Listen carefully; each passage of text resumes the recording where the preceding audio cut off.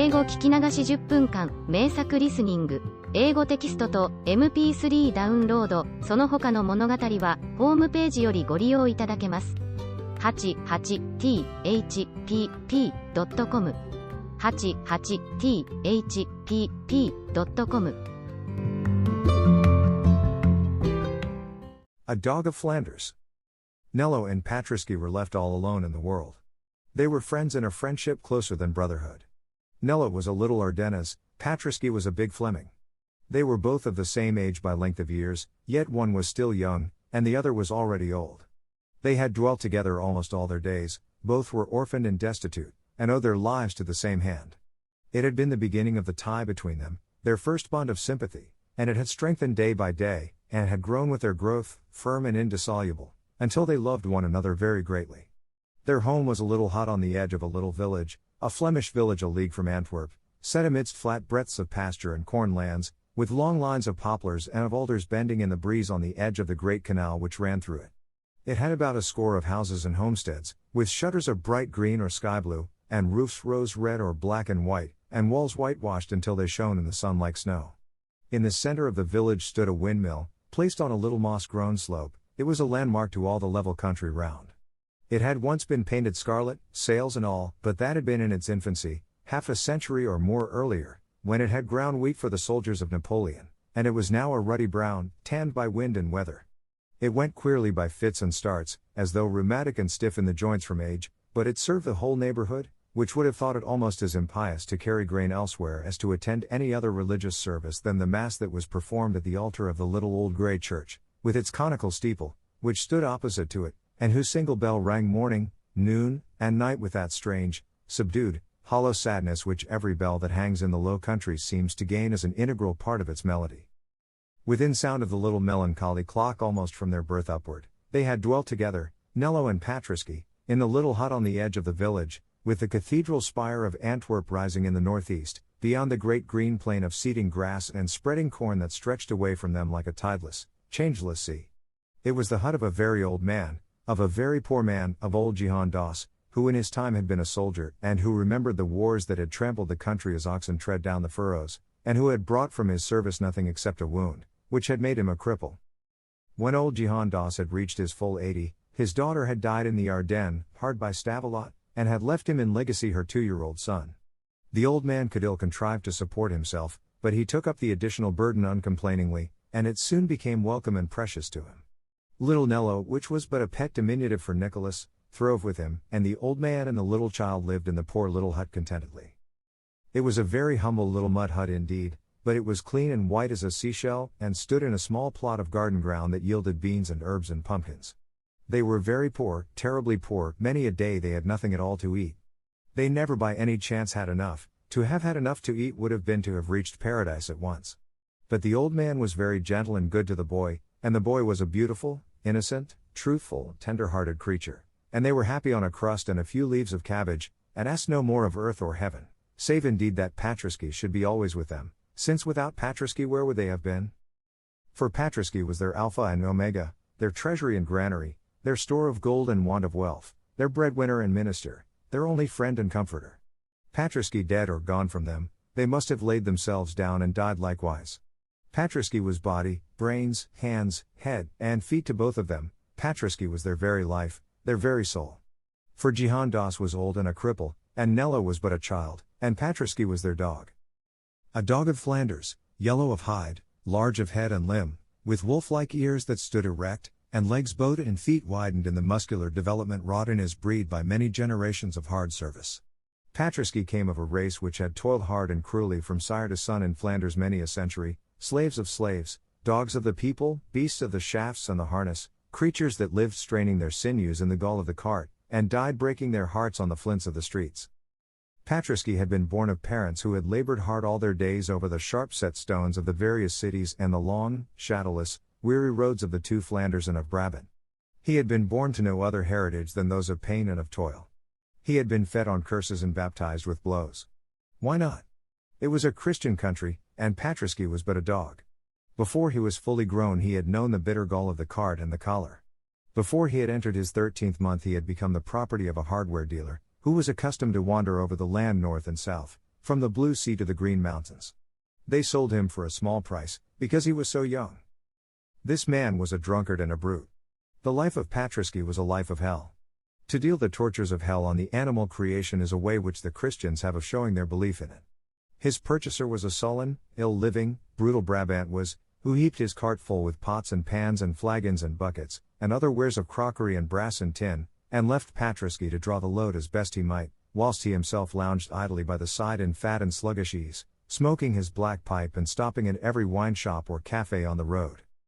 Happily for Patriski, or unhappily, he was very strong. He came of an iron race, long born and bred to such cruel travail, so that he did not die, but managed to drag on a wretched existence under the brutal burdens, the scarifying lashes, the hunger, the thirst, the blows, the curses, and the exhaustion which are the only wages with which the Flemings repay the most patient and laborious of all their four-footed victims. One day, after 2 years of this long and deadly agony, Patriski was going on as usual along one of the straight, dusty, unlovely roads that lead to the city of Rubens. It was full midsummer and very warm. His cart was very heavy, piled high with goods in metal and in earthenware. His owner sauntered on without noticing him otherwise than by the crack of the whip as it curled round his quivering loins. The Brabant had paused to drink beer himself at every wayside house, but he had forbidden Patriski to stop a moment for a draught from the canal. Going along thus, in the full sun, on a scorching highway, having eaten nothing for 24 hours, and, which was far worse to him, not having tasted water for near 12, being blind with dust, sore with blows, and stupefied with the merciless weight which dragged upon his loins, Patriski staggered and foamed a little at the mouth, and fell. He fell in the middle of the white, dusty road, in the full glare of the sun. He was sick unto death, and motionless. His master gave him the only medicine in his pharmacy, kicks and oaths and blows with a cudgel of oak, which had been often the only food and drink, the only wage and reward, ever offered to him. But Patriski was beyond the reach of any torture or of any curses. Patriski lay, dead to all appearances, down in the white powder of the summer dust. After a while, finding it useless to assail his ribs with punishment and his ears with maledictions, the Brabant deeming life gone in him, or going so nearly that his carcass was forever useless, unless indeed some one should strip it of the skin for gloves, cursed him fiercely in farewell, struck off the leathern bands of the harness, kicked his body aside into the grass, and, groaning and muttering in savage wrath, pushed the cart lazily along the road uphill, and left the dying dog for the ants to sting and for the crows to pick. It was the last day before Kermesse away at Louvain, and the Brabant was in haste to reach the fair and get a good place for his truck of brass wares. He was in fierce wrath, because Patriski had been a strong and much enduring animal, and because he himself had now the hard task of pushing his charrette all the way to Louvain. But to stay to look after Patriski never entered his thoughts. The beast was dying and useless, and he would steal, to replace him, the first large dog that he found wandering alone out of sight of its master. Patriski had cost him nothing, or next to nothing, and for 2 long, cruel years had made him toil ceaselessly in his service from sunrise to sunset, through summer and winter, in fair weather and foul. He had got a fair use and a good profit out of Patriski. Being human, he was wise, and left the dog to draw his last breath alone in the ditch, and have his bloodshot eyes plucked out as they might be by the birds, whilst he himself went on his way to beg and to steal, to eat and to drink, to dance and to sing, in the mirth at Louvain. A dying dog, a dog of the cart, why should he waste hours over its agonies at peril of losing a handful of copper coins, at peril of a shout of laughter? Patriski lay there, flung in the grass-green ditch. It was a busy road that day, and hundreds of people, on foot and on mules, in wagons or in carts, went by, tramping quickly and joyously on to Louvain. Some saw him, most did not even look, all passed on. A dead dog more or less, it was nothing in Brabant, it would be nothing anywhere in the world. After a time, among the holidaymakers, there came a little old man who was bent and lame and very feeble. He was in no guise for feasting, he was very poorly and miserably clad, and he dragged his silent way slowly through the dust among the pleasure-seekers. He looked at Patriski, paused, wondered, turned aside, then kneeled down in the rank grass and weeds of the ditch, and surveyed the dog with kindly eyes of pity. There was with him a little rosy, fair-haired, dark-eyed child of a few years old, who pattered in amidst the bushes, for him breast-high, and stood gazing with a pretty seriousness upon the poor, great, quiet beast. Thus it was that these two first met, the little Nello and the big Patriski. The upshot of that day was, that old Jehan Doss, with much laborious effort, drew the sufferer homeward to his own little hut, which was a stone's throw off amidst the fields, and there tended him with so much care that the sickness, which had been a brain seizure brought on by heat and thirst and exhaustion, with time and shade and rest passed away, and health and strength returned, and Patriski staggered up again upon his forced out, tawny legs. Now for many weeks he had been useless, powerless, sore, near to death, but all this time he had heard no rough word, had felt no harsh touch, but only the pitying murmurs of the child's voice and the soothing caress of the old man's hand. In his sickness they too had grown to care for him, this lonely man and the little happy child.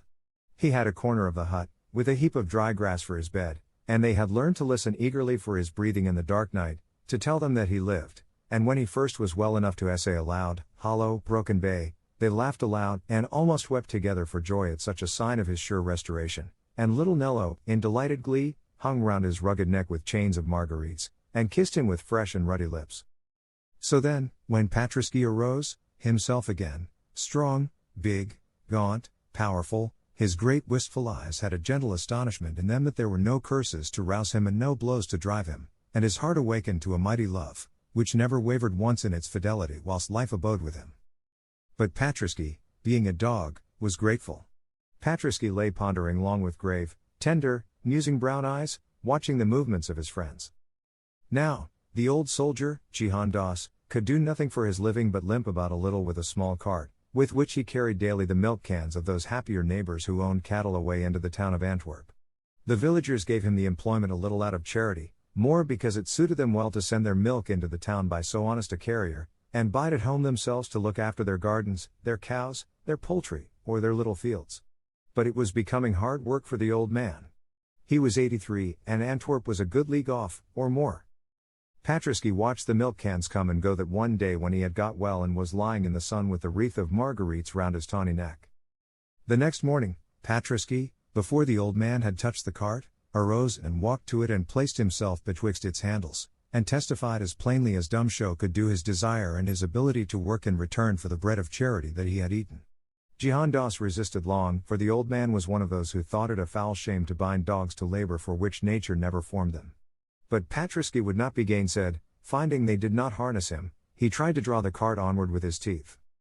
At length Jihan Das gave way, vanquished by the persistence and the gratitude of this creature whom he had succored. He fashioned his cart so that Patriski could run in it, and this he did every morning of his life thenceforward.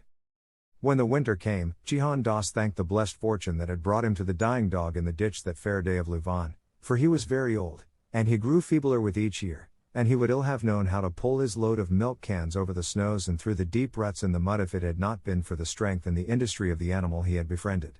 As for Patriski, it seemed heaven to him.